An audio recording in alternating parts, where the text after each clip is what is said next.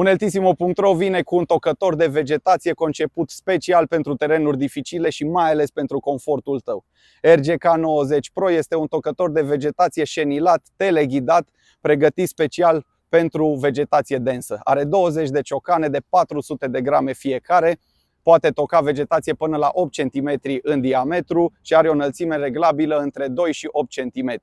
Șenilele te ajută să urci pante până la 30 de grade. Haideți să vi-l arăt puțin. Aici avem telecomanda. Avem înălțimea reglabilă. 2 secunde să-l pornesc.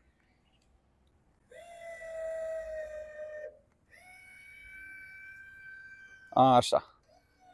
Să vă arătăm și cum pornește. Ne luăm cafeluța pentru că nu o să trebuiască să ne deplasăm prea mult. Doar să-i punem șocul.